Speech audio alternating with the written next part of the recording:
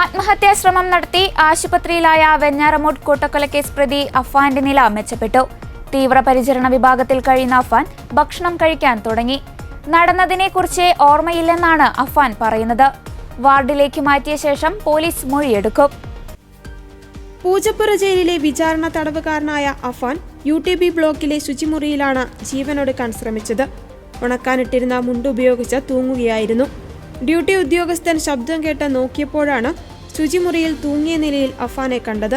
ഉടൻ medical college ആശുപത്രിയിലേക്ക് എത്തിച്ചു. നിലവിൽ തീവ്രപരിചരണ വിഭാഗത്തിൽ ചികിത്സയിലാണ്.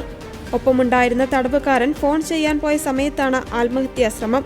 സഹോദരനും കാമുകിയുമടക്കം 5 പേരെ കൂട്ടക്കൊല ചെയ്ത വെഞ്ഞാറമൂട് കൂട്ടക്കൊലക്കേസിലെ പ്രതിയാണ് അഫാൻ. സഹോദരൻ അഫ്സാൻ, പെൺസുഹൃത്ത് ഫർസാന, പ്രതി സഹോദരൻ ലത്തീഫ്, ഭാര്യ സാജിദ, പിതൃമാതാവ് സൽമ ബീവി എന്നിവരെയാണ് അഫാൻ തലക്കടിച്ച് കൊലപ്പെടുത്തിയത്.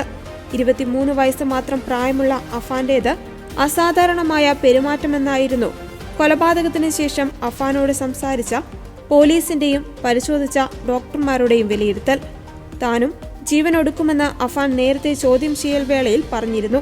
പിതൃമാതാവ് സൽമ ബീവിയെ കൊലപ്പെടുത്തിയ കേസിലാണ് ആദ്യ കുറ്റപത്രം. Nedumangad judicial first class magistrate കോടതി 2-ലാണ് 450 പേജുള്ള കുറ്റപത്രം സമർപ്പിച്ചത്. തനിച്ച് വീട്ടിൽ താമസിച്ചിരുന്ന വൃദ്ധയെ ചുറ്റിക കൊണ്ട് തലക്കടിച്ച് കൊലപ്പെടുത്തുകയായിരുന്നു. അഫാന്റെ ധൂർത്തും വഴിവിട്ട ജീവിതവും സൽമ ബീവി എതിർത്തിരുന്നു. കഴുത്തിൽ കിടന്ന സ്വർണ്ണമല അഫാൻ ആവശ്യപ്പെട്ടുവെങ്കിലും അവർ നൽകിയില്ല. ഈ വൈരാഗ്യമാണ് കൊലയ്ക്ക് കാരണമായതെന്നാണ് കുറ്റപത്രം. അതേസമയം ബന്ധുക്കളോട് പണം ആവശ്യപ്പെട്ടിട്ടും നൽകാത്തതിന്റെ വൈരാഗ്യമാണ് പ്രതി സഹോദരനെ കൊന്നതിന് കാരണം.